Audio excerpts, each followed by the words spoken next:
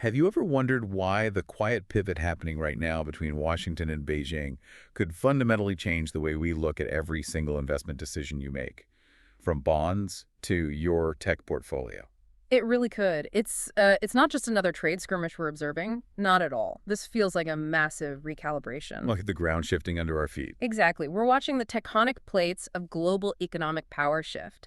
And it's being driven hard by technology, especially AI, and these really deep-seated geopolitical anxieties. And the resulting dynamics, Yeah. the AI race, these new alliances may be forming, they're not fully baked into market prices yet, are they?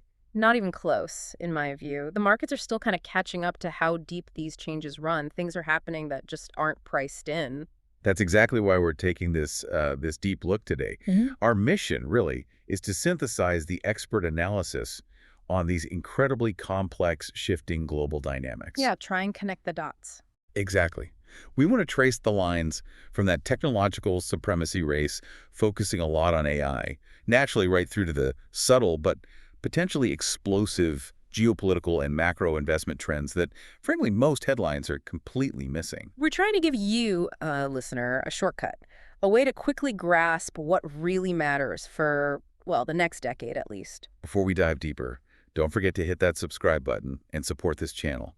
It helps us keep synthesizing this critical information. Okay, let's kick things off. Where did this current phase really start? I often think back to the 2018 semiconductor embargo. That felt like a real turning point. Oh, absolutely. When the U.S. imposed those really stringent restrictions on China's access to high-end chips, hitting Huawei ZTE hard, Yeah. that wasn't just a slap on the wrist. It was seen in Beijing as a direct shot, an attempt to cripple their entire technological future. So more than just economic pressure. Much more. It was interpreted pretty directly as an act of economic warfare, like a declaration that the U.S. could basically pull the technological rug out from under China anytime it wanted. And the Chinese response. How did they react to that perception? Immediately. They shifted into what you can only really describe as a kind of national survival mode. Since 2018, they've poured immense resources, time, capital, focus into this massive mission. Which was? Achieving self-sufficiency, building resilience across, well, almost every single industrial vertical you can think of. 7 years is a long time for that kind of focus. Did it work?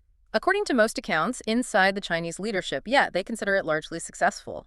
Their industrial ecosystem, you could call it the dark factories maybe, that high-volume, super-optimized manufacturing base, it's become incredibly resilient now. Meaning they can build stuff without needing Western components. Pretty much. They've managed to replace foreign parts with domestic alternatives in key sectors like automotive, aerospace, general electronics.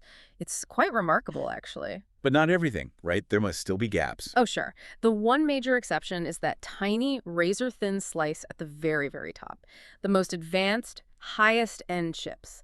The kind you absolutely need for training the most sophisticated AI models. The NVIDIA type stuff. Exactly. But for, say, 95% of their overall industrial output, they feel they're now pretty much immune to U.S. sanctions cutting off components. That changes the game. It really does. That hard-won self-sufficiency, it completely changes their negotiating power, doesn't it? Totally. We saw that shift play out very clearly earlier this year. Remember the Liberation Day tariffs the U.S. imposed back in April? Yeah, that was meant to be a big signal, more pressure. Right. And what happened? Allies like the EU, Canada, Mexico, they mostly folded or, negotiated some small concessions. But China Stood firm. Absolutely firm. And that moment was critical. China's refusal to just roll over, it signaled that the old pressure points the U.S. had relied on for decades, access to U.S. markets, U.S. technology, well, they were losing their bite. Because China now had its own leverage. Precisely.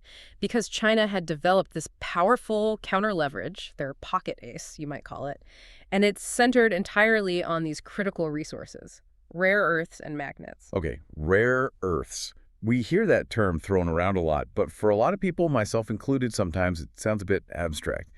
Can you break down why China's control here is such a potent threat to the U.S.? What are we actually talking about? We're talking about the essential building blocks for, the entire 21st century economy, especially these high-strength permanent magnets. They're made using elements like neodymium, dysprosium, names you don't hear every day. But they're in everything. Pretty much everything important, yeah. They are absolutely vital for electric vehicle motors, for wind turbines, and, crucially, for advanced defense systems. These aren't minor bits and pieces. So if China turned off the tap, If China decided to restrict the supply of these rare earth magnets, well, U.S. manufacturing across key sectors, think General Motors needing high-performance components, they'd face immediate severe disruption. We're talking assembly lines stopping. And the defense angle you mentioned, that sounds even more serious. It is, because the really high-end weapon systems the U.S. relies on, things like precision-guided missiles, advanced radar systems, they depend on these magnetic components for their guidance, for their basic function. Wow. So if China were to aggressively curtail the supply of refined rare earths and these specific magnets, Yeah. U.S. military readiness, its capacity to rapidly produce advanced weapons, it would be severely compromised almost overnight. So it's a direct threat to national security. Yeah. Puts them on an equal footing, in a way. In this specific economic standoff, yes, it creates a kind of leverage parity that didn't exist before. Okay, so this leads us to this uneasy equilibrium we're in now. Both Washington and Beijing realize that trying to actually cripple the other side is basically mutual destruction. It hurts everyone too much. Right. Neither side wants to push that button. And this realization, this sort of grudging stalemate, is what brings us to potentially the highest stakes diplomatic poker game we've seen in years. This potential meeting between Xi and Trump, maybe at the Seoul APEC meet. Possibly paving the way for a state visit in 2026. Yeah. This Yeah. isn't just a photo op. It's a negotiation over core national security interests, make no mistake. A trade of leverages, as you put it. Yeah. So let's walk through that. If you're President Xi sitting down at that table, what are your main goals? What concessions do you need to bring back to the Politburo to show the U.S. blinked? Well, the concessions need to be both geopolitical and economic, tangible stuff. Okay, let's break down China's asks. What's number one on the list? The top geopolitical demand, the big one, has to be the removal of the 7th Pacific Fleet. Wow, that's huge. It is. It's currently parked right there, near China's maritime borders. It's a constant symbol and reality of military pressure. Getting that fleet moved would be a massive symbolic and strategic win for Beijing. It signals a real decrease in direct military containment. A monumental ask. What's the second point related to military posture? It's about Taiwan, specifically stopping the sales of high-end precision missiles to Taiwan. The U.S. still has the Taiwan Relations Act, sure, but stopping the transfer of the most sophisticated, arguably offensive weaponry. That's a clear red line for Beijing. And related to that, Guarantees that high-level U.S. political visits to Taiwan will stop. Think Speaker Pelosi's trip and the reaction to that. which has already cooled off a bit since then, haven't they? They have. So she would basically be trying to turn that existing de-escalation into a formal, solid concession from the U.S., locking it in. Okay, so that covers the geopolitical containment, the security side. What about the economic demands?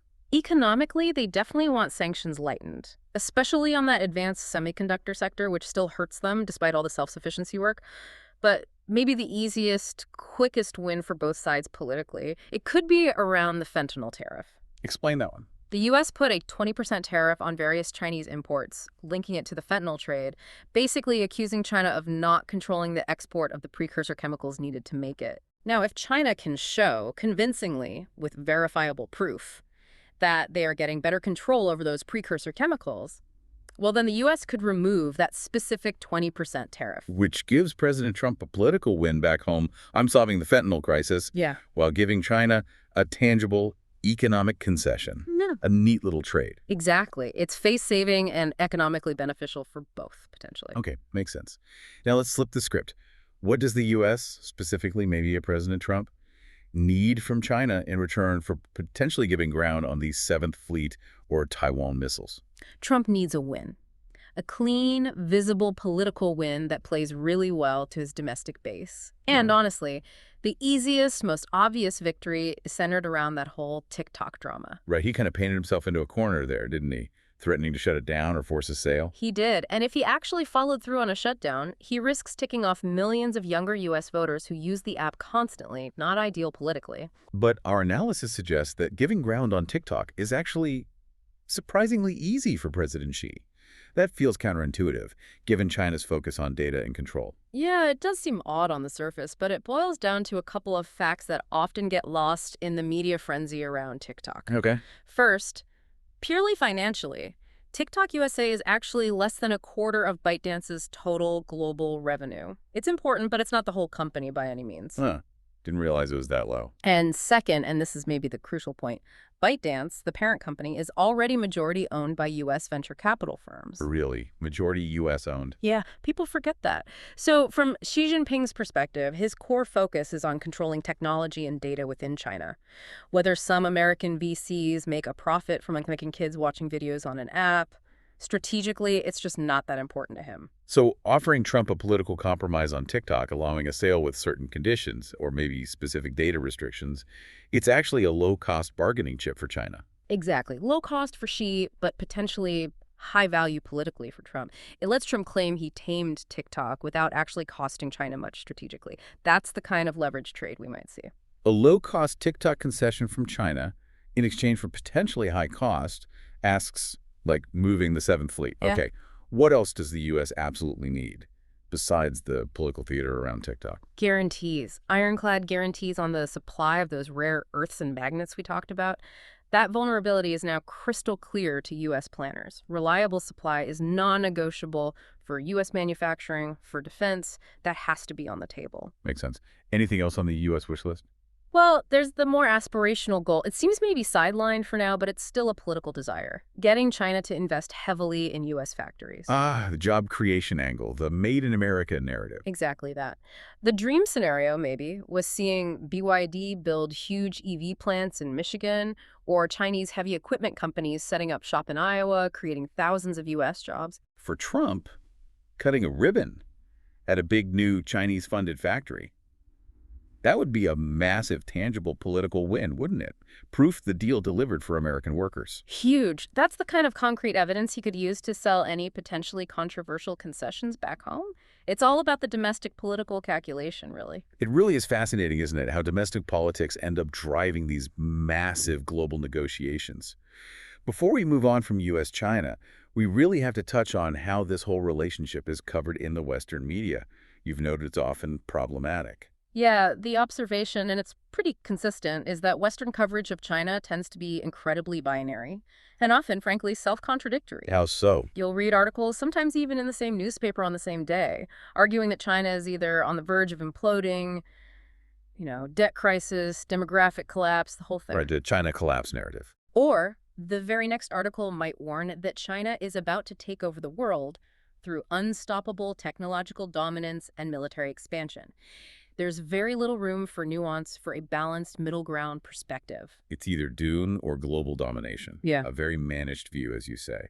And you argue this is kind of unique to how China is covered. It really feels unique in its intensity and contradiction. We don't typically see this same kind of frantic pendulum swing in reporting about, say, Germany's economic challenges or Brazil's political issues. Why do you think that is? Well, the analysis connects this directly back to some deeper historical anxieties. There's this ancestral apprehension, you could call it, the old, somewhat uncomfortable yellow peril narrative. That historical fear of a monolithic, powerful East. Exactly. It seems embedded, maybe subconsciously, in parts of the Western cultural psyche, Right. and it fuels this constant state of apprehension that often seems to override purely rational economic or geopolitical analysis when it comes to China. And if that underlying emotion is driving the headlines, it makes rational discussion about U.S.-China interdependence, how much they still need each other's markets, capital, supply chains, incredibly difficult. It really does. Fearful narratives tend to shout down the more complex, less sensational arguments about codependence. Which forces politicians to react to the loudest narrative, not necessarily the most rational one. And that, as we just discussed, feeds right back into shaping the dynamics of these high-stakes negotiations. It's a feedback loop. Okay, let's pivot now from the geopolitical chessboard to maybe the most powerful piece on it right now, artificial intelligence. The question hanging over everything, boardrooms, investment committees everywhere, is pretty simple. Is AI just another bubble, a bigger, fancier version of crypto or NFTs that's going to pop? Yeah, that's the billion, maybe trillion-dollar question, isn't it? And it's crucial we make a distinction here. History shows us bubbles aren't all the same. We can kind of break them down into two main types. First, you have bubbles in what you'd call unproductive assets. Think NFTs. Or go way back. The South Sea bubble, tulip mania. Just better that doesn't actually do anything. Exactly. They're often small, relatively speaking. They don't generate ongoing economic value. They're pure speculation. And when the hype dies, the asset is basically worthless. Nothing lasting is created. Okay, that's type 1. What's the second type? The one AI seems to fit into. The second, and historically much bigger category, is bubbles in productive assets. These are the landscape-altering ones. Think about the railroad boom in the 19th century. Right, tracks laid everywhere, financed by crazy speculation. Absolutely. Thousands of miles of track laid, often funded by bonds and stocks that totally collapsed later. Or think about the fiber optic broadband boom in the late 90s. Companies laid all this dark fiber that sat unused for years. Another massive bubble and bust. Exactly. The initial valuations were way off, totally flawed, led to huge busts, wiped out investors. But, and this is the key difference the underlying assets created, the railroads, the fiber optic networks, they were fundamentally valuable. They were productive. So the value eventually materialized, even if the first wave of investors got burned. Precisely. The infrastructure was real, and society eventually benefited enormously. AI, the analysis suggests, fits squarely into this second category. It represents a genuine paradigm-shifting leap in productivity, efficiency, capability. It's productive. Okay, so AI is a productive bubble. It's creating real value. But that doesn't mean the current valuations are rational, does it? That's the other half of the bubble equation. No, absolutely not. And that's where we need to be really careful. The market enthusiasm right now has pushed valuations, particularly for certain key players, way beyond any reasonable historical metric, even for a truly productive asset. And the prime example has to be NVIDIA. It's the poster child, isn't it? Just think, 3 years ago, maybe a bit more, NVIDIA was roughly a $300 billion company. Known mostly for gaming chips, right? Yeah, high-end graphics cards. Today, thanks almost entirely to the AI boom, it's been trading closer to $4.5 trillion. That leap, creating $4.2 trillion in shareholder wealth in less than 3 years, that is absolutely unprecedented in the entire history of capitalism. Nothing comes close. That kind of valuation isn't just betting on AI being a success. It feels like it's betting on AI being the only thing that matters and NVIDIA owning it forever. It's a bet on total, enduring, perpetual dominance. It's a bet on perfection, really. And we need to unpack what that implies mathematically. Go on. When analysts slap a valuation like, say, 30 times current sales on a stock like NVIDIA, which is eye-wateringly high, they're usually doing some form of discounted cash flow or DCF analysis deep down. Trying to value future profits today. Right. And to make that math work, to justify today's price based on future earnings, you have to assume two critical things are true, basically forever. Okay, what are they? First, you have to assume their growth rate stays incredibly high, maybe exponentially high, for at least the next decade. Massive, sustained growth. Second, and just as important, you have to assume that the discount rate you use in that calculation stays extremely low. And the discount rate reflects inflation and interest rates, right? Exactly. A low discount rate requires a world of persistently low inflation and low interest rates, the kind of world we've mostly been in for the last 15 years. But what happens if inflation becomes structural, if it stays higher for longer? Then interest rates go up, the discount rate goes up. And that 30x sales multiple, it collapses. Mathematically, it has to. The entire valuation is incredibly sensitive to that discount rate. It's fundamentally predicated on a deflationary world continuing. And we're going to challenge that assumption hard later on. Okay, that makes sense. The valuation assumes a macro environment that might be changing. This brings us to a really critical debate, one with huge geopolitical implications for the US-China tech race. What is the real bottleneck? What's the true constraint on AI's explosive growth going forward? Is it just about having the best chips? This constraint question is absolutely fundamental because the answer determines who has the long-term advantage. If you believe the primary constraint is computing capacity, basically, having access to those bleeding-edge, top-tier NVIDIA chips, the H100s, the H200s, And the US holds the cards. then the U.S. and its allies who control the design and fabrication of those chips effectively control the main choke point. Their closed, high-end systems win because they have the brains. Okay, that's one argument, but there's a counter-argument, isn't there? One based more on physics and infrastructure. There is, and it's gaining traction. If you believe the core constraint, the thing that will ultimately limit how fast and how far AI can scale, is actually access to cheap, reliable, practically unlimited electricity, well, then the advantage might swing dramatically Towards China. towards China. Because training these huge, large language models, it's incredibly energy intensive. We're talking terawatt hours of power needed constantly. And that demand is just accelerating like crazy. In China's electricity situation versus the US. China today produces more than twice the amount of electricity as the United States. and often at a lower marginal cost because they've been building out their power infrastructure, including renewables and nuclear, at a massive scale for the last 2 decades. That's a huge difference, and not something the U.S. can just fix in a couple of years. It's a structural gap, a massive structural advantage, potentially. The cost and, crucially, the speed of deploying new, cheap power generation that could very well dictate who can afford to train the biggest, most powerful AI models cheaply and at scale in the future. So if energy becomes the bottleneck, Then China's vast industrial power base, their ability to generate electricity, becomes their pocket ace in the global AI race. It fundamentally changes the competitive landscape. and that whole debate about the core constraint chips versus electricity, it's already playing out, isn't it? We're seeing two fundamentally different approaches to AI development emerge. On one side, you have the U.S. model. Yeah, the U.S. model is generally characterized as closed, highly secure, very high-end, and pretty exclusive. The Ferrari approach, you called it. Exactly. Think Microsoft, Google, OpenAI. They've had essentially unlimited funding and privileged access to the absolute best NVIDIA chips. So they're building these proprietary closed-source models. Designed for maximum security, top performance, all the bells and whistles. Right. Performance, features, but also security is paramount, which makes sense because their target market is often big corporations. Like a JP Morgan or a General Motors, they can't risk using some open source model with potential vulnerabilities for their core sensitive data, can they? Absolutely not. They need the guarantees. They need the security audits, the indemnification, the service level agreements that come with a premium closed system. That's the high end of the market, and the U.S. giants are dominating it.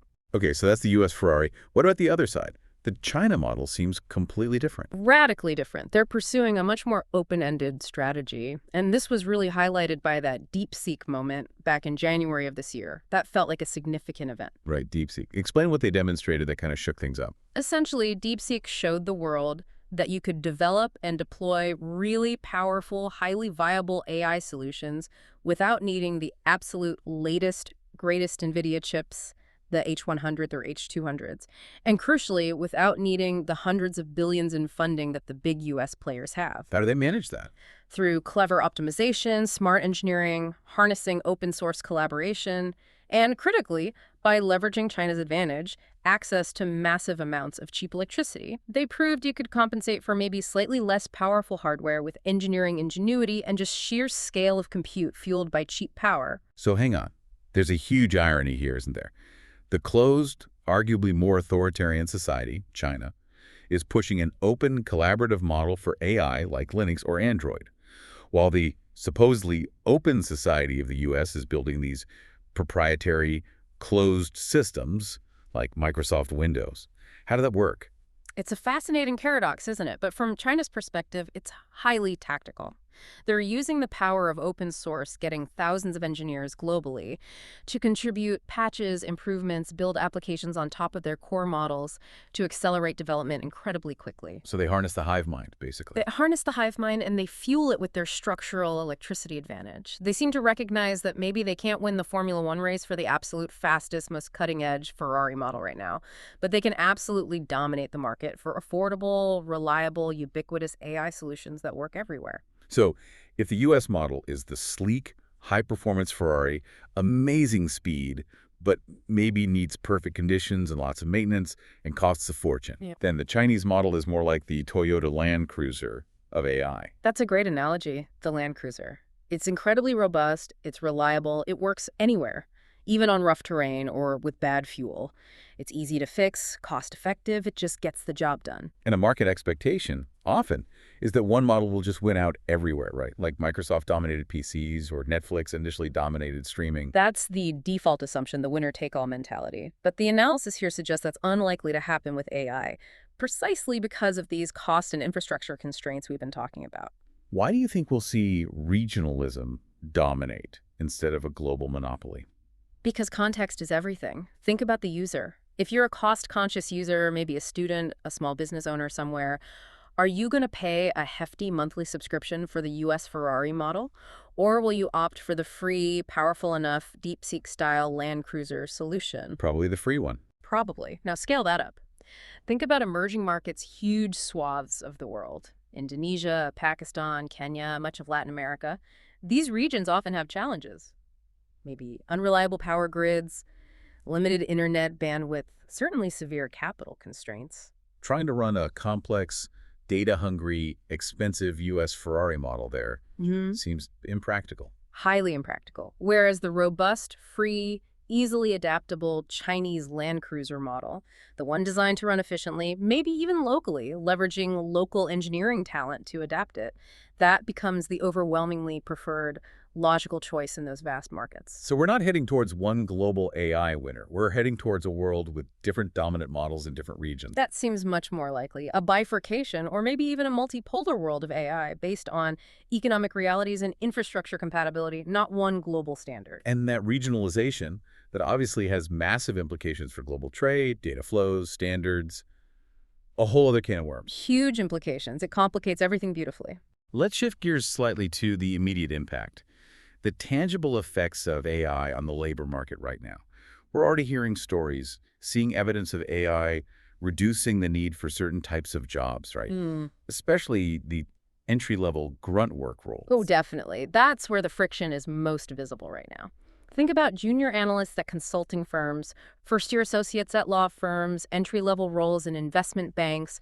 A lot of the initial work, document review, basic data collection, preliminary analysis AI is proving very capable at handling that. The grunt work, basically. Exactly. And companies are noticing. I know of one mid-sized consulting firm, for example, that quietly replaced about 80% of its planned incoming analyst class this year with a custom-built large language model designed specifically to do that initial data synthesis and report drafting. Wow, 80%. That's fast. Yeah. And probably quite alarming if you're just graduating. It is alarming. And we are likely looking at a pretty challenging transition period, maybe the next 4 or 5 years, with significant structural adjustments in the labor market. It's going to be tough for certain roles. But is it all doom and gloom?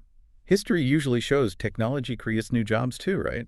Absolutely. And that's the crucial counter-narrative we have to remember. Even amidst the current disruption, think back, say, 20 years. If you asked your friends graduating from college back then, maybe folks from Duke in the early 2000s, what their job title would be today. They wouldn't recognize half of them. Exactly. Titles like data scientist, cloud architect, UX designer, social media manager. These jobs barely existed or didn't exist at all. The analysis suggests that roughly half the people we know today are doing jobs that simply weren't conceived of when they were in school. So rapid innovation destroys some jobs, but it historically creates entirely new categories of work that we can't even imagine yet. That's been the pattern throughout history. The change is often less about the total elimination of work and more about a seismic shift in the quality and type of labor that's required. Skills change, roles evolve. Okay, so it's a shift, albeit a potentially painful one. But how does all this technological change, this AI revolution, affect the big macro indicators that policymakers, especially the Fed, obsess over? Inflation and unemployment. Well, the short-term effect, as we said, is displacement, unemployment for some, and a big change in skill requirements. The much bigger, longer-term question is about the structural impact on prices. Technology is usually deflationary. Right. It makes things cheaper, more efficient. It's inherently deflationary, yes. Technology, almost by definition, aims to reduce the cost of producing goods and services by boosting efficiency. So AI should, in theory, put downward pressure on prices across the economy. Right. But the bigger structural question facing policymakers right now is how that powerful deflationary force from technology stacks up against the other forces pushing in the opposite direction, the potentially structurally inflationary backdrop we seem to be entering. So it's a battle. Yeah. Deflationary tech versus structural inflation from other sources. That's the core tension. That's the battleground for macroeconomics for the next decade, I think. Things like deglobalization, government spending, energy costs, demographics. These might be pushing inflation up structurally. And the policy challenge is immense. Can AI and other tech advancements push costs down faster than these other factors push them up? Nobody really knows the answer yet. Nobody knows. It's a massive, open question with profound implications for interest rates, asset prices, everything. Hashtag midpoint call to action transition. Okay, this is a lot to take in. Before we really connect all these dots, the geopolitical pressures, the AI constraints, the inflation debate directly to a macro investment strategy, maybe let's just pause for a second. It's worth it. Because understanding the real leverage points in that U.S.-China relationship, those pocket aces on both sides, and really grasping the fundamental resource constraints, like electricity, that are shaping the AI race, It requires digging through a lot of complex, often contradictory information. Yeah, synthesizing all this isn't trivial. It takes significant research and effort to filter the noise and find the signal. So we really encourage you, if you're finding these insights useful, take a second to subscribe. It genuinely helps motivate us to keep digging and sharing these research perspectives, turning these complex global dynamics into something potentially actionable for your own thinking. That's the goal. All right, let's make the crucial connection now. How do all these big shifts, the U.S.-China détente, the AI race, the inflation versus deflation battle, how should they translate into a coherent investment strategy for you? The core thesis we've been exploring suggests asset prices are driven by two main forces, right? Inflation and economic activity. Yeah, you can simplify it down to those two axes, creating four basic scenarios: inflationary bust, deflationary boom, inflationary bust, and inflationary boom. And the fundamental argument we're examining today is that the global economy is shifting structurally and perhaps irrevocably into which quadrant? Into an inflationary environment. The argument is that the era we lived through for maybe 30 years, characterized by falling inflation, globalization driving down costs, cheap labor from China, efficient global supply chains, easy money policies, that era is fundamentally over. What makes you so sure this inflation is structural, not just a temporary blip caused by COVID or Ukraine? Well, the analysis points to three big overlapping drivers that look pretty sticky. First is what you might call fiscal dominance. Governments everywhere, not just the U.S., seem committed to massive spending programs. Think green transition investments, infrastructure rebuilding, significant military buildups. They're prioritizing spending over worrying about debt levels, and that basically forces central banks to accommodate it, which is inflationary. Okay, that's driver one. Government spending. What's two? Second is deglobalization and reshoring. That decades-long trend of chasing the absolute cheapest labor and production costs anywhere in the world, that's reversing. Companies are now prioritizing resilience, security of supply. They're bringing production back home, or at least closer, nearshoring. That shift inherently increases the marginal cost of producing almost everything. Efficiency is being traded for security, and Yeah, that's inflationary. makes sense. And the third driver? Labor costs. We're seeing structural labor shortages in many skilled areas across developed economies. Add demographic shifts, aging populations in many countries, and you get sustained upward pressure on wages. Companies have to pay more to attract and retain workers. These aren't cyclical factors that will just fade away. They feel much more structural, policy-driven, demographic.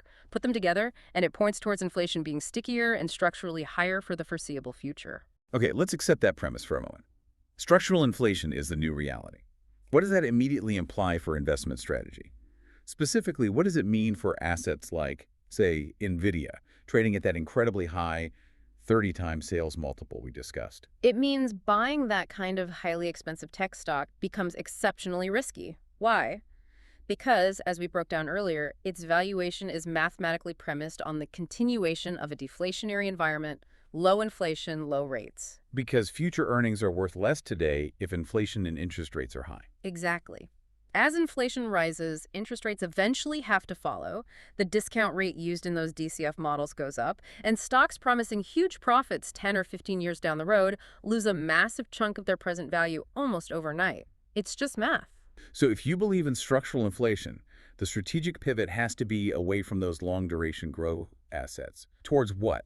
Towards assets that are ideally attractively valued now, benefit from inflation, reflationary assets, and crucially, already show high positive momentum. Things that do well when the economic environment shifts. And where are we seeing that rotation happening already? Where are those opportunities showing up? Well, look at sector performance. Energy, for instance, has quietly become the third best performing sector recently. That's a big shift. The opportunities seem to lie increasingly in areas like mining, commodities generally, emerging market debt, and equities, especially in countries benefiting from resource wealth or the reshoring trend, also across traditional industrials and financials. Basically, the sectors that benefit from rising prices for physical stuff and the banks that finance it all. The old economy stuff, in a way. You could call it that. Sectors where tangible assets, real cash flow generation today, become more valuable than promises of growth far off in the future. It's a major potential regime change for investing. Okay, let's talk about a specific risk related to the tech side, though.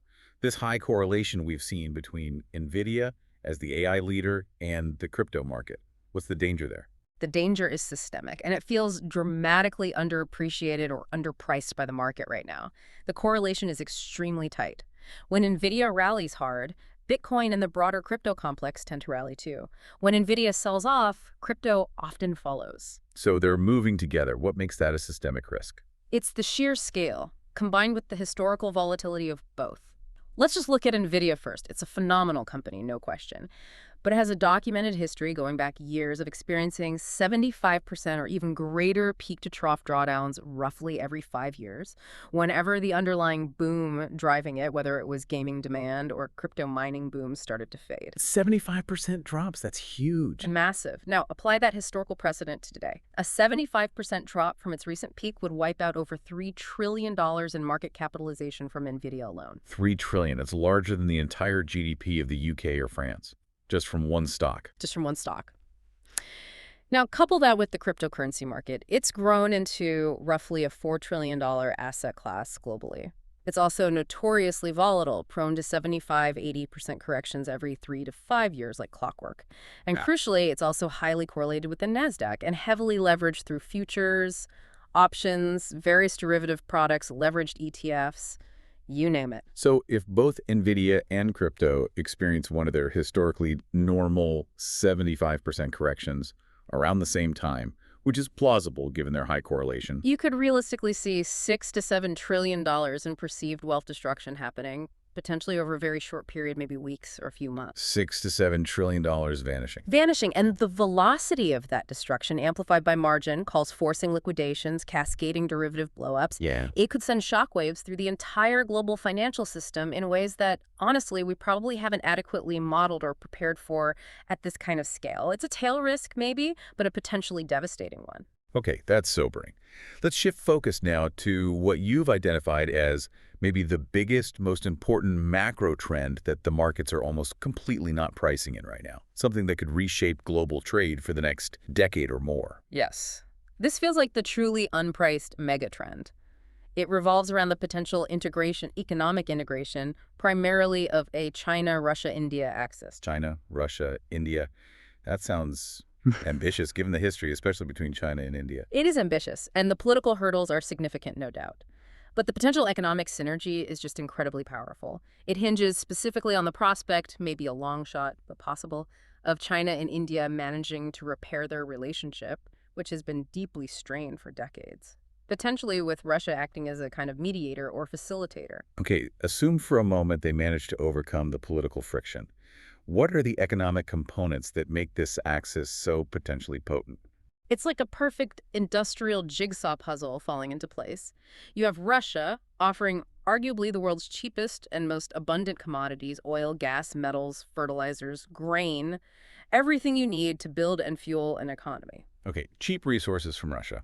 Then you have China providing the world's cheapest capital. They have massive savings pools, plus the most efficient high-volume manufacturing for consumer goods, and also the capacity to finance and build huge infrastructure projects quickly. Cheap capital and manufacturing from China. And then you have India offering the world's largest and arguably cheapest pool of labor, millions and millions of young workers, coupled with an absolutely immense domestic need for capital investment to build out its own infrastructure, roads, ports, power, cities. Wow. So you match Russia's cheap commodities with China's cheap capital and manufacturing, with India's cheap labor and massive development needs. You create the potential foundation for an explosive economic boom of truly epic proportions. It's matching the key factors of production at globally competitive costs outside the traditional Western-dominated system. But let me push back a bit here, playing devil's advocate based on history. You mentioned the strained relations. The India-China border disputes are real. They've led to soldiers dying. There's deep historical mistrust. Doesn't that fundamental political fragility make this whole axis just too unstable to rely on, regardless of the economic logic? That's the absolutely essential counterargument, and it's a strong one. The political barriers are massive. This axis is fraught with challenges. But the argument is that the economic necessity for all three nations might become so compelling that it starts to override the historical political friction. How so? India desperately needs massive investment and cheap energy to industrialize and lift hundreds of millions out of poverty. Russia, facing Western sanctions, desperately needs reliable, large, non-Western markets for its commodities. China needs resources, new markets for its goods, and potentially sees a strategic advantage in a more multipolar world. The economic forces pushing them together are incredibly powerful. So the goal isn't necessarily a formal political or military alliance like NATO. Probably not. It's more about deep, pragmatic trade integration, built on concrete infrastructure, new pipelines, new rail lines connecting Central Asia, shared port facilities, long-term supply contracts denominated in local currencies, maybe, a necessary economic marriage of convenience, perhaps, rather than a love match? And you're saying the market's completely sleeping on this possibility. Utterly, it seems. Just look at the composition of global stock market indices. Out of the top, say, 30 largest companies in the world by market cap, something like 24 are American. Dominated by U.S. tech, mostly. Exactly. The few non-U.S. giants in there, maybe Tencent, Alibaba from China, Samsung from Korea, ASML from Europe, Saudi Aramco, they're global, sure. But the benchmark global index, like the MSCI World, is still around 70% weighted towards the U.S. market. That reflects the last 15 years of incredible U.S. tech and capital market outperformance. It does, but it means that the vast majority of globally managed investment capital is functionally blind, or at least massively underweight, to potentially the biggest emerging growth story of the next decade or two.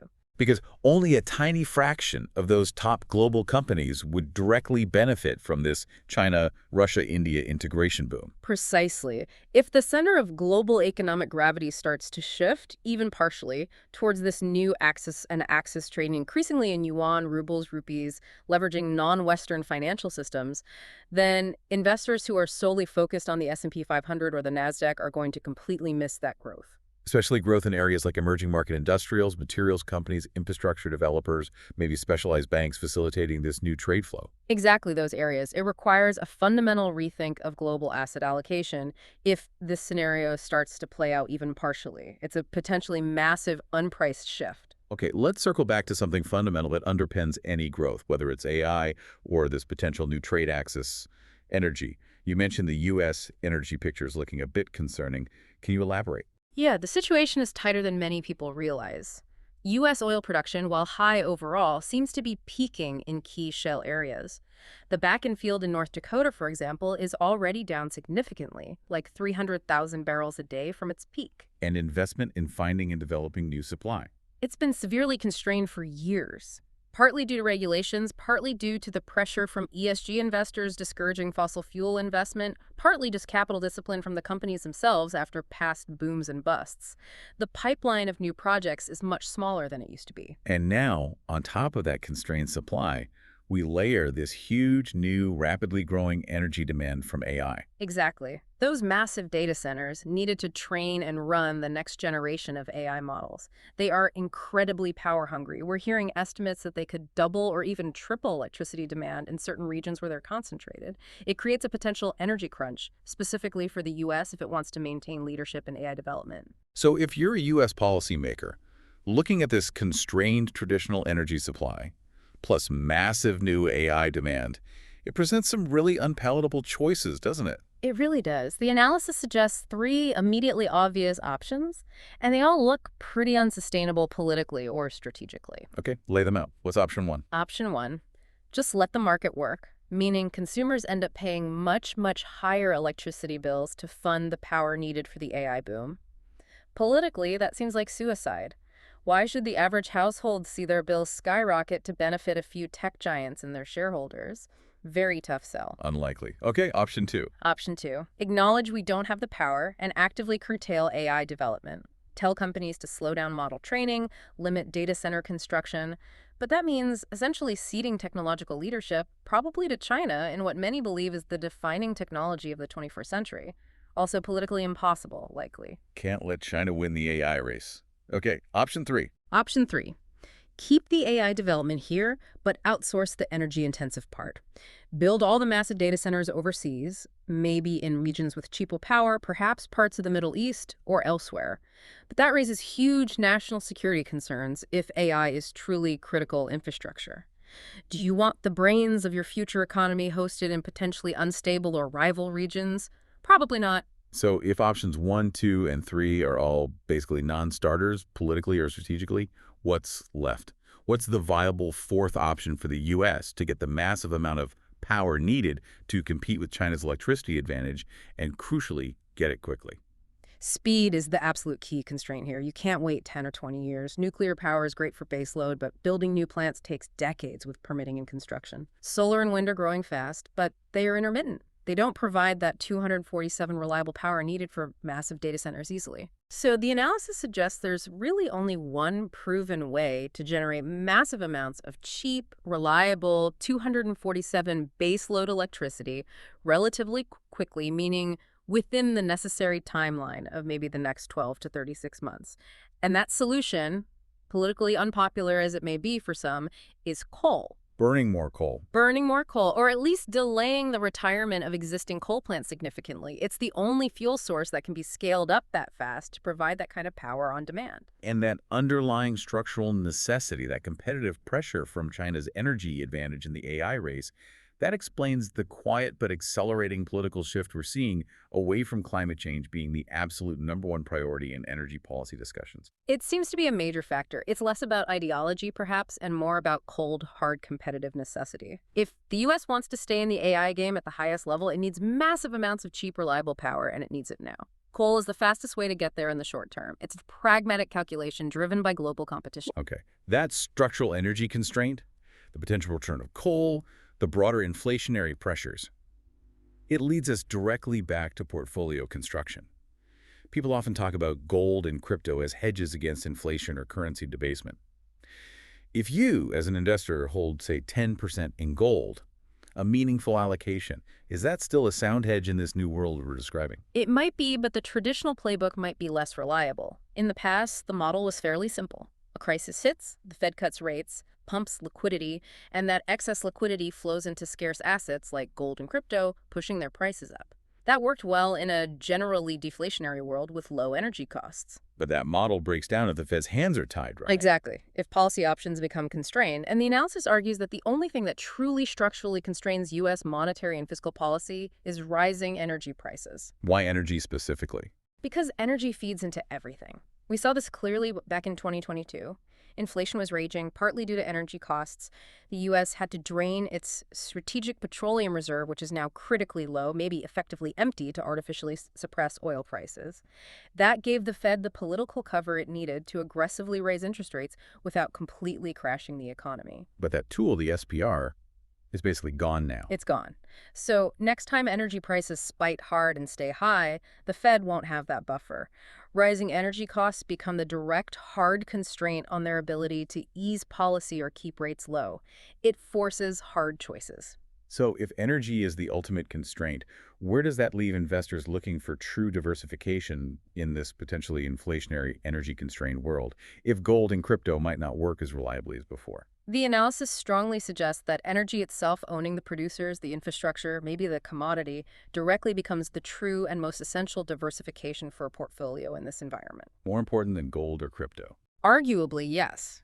Because we seem to be in a structural bull market for oil and gas, driven by years of underinvestment meeting rising demand, including from AI.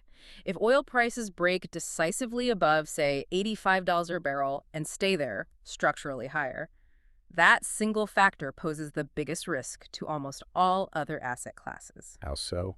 High energy prices act like a massive tax on the global economy.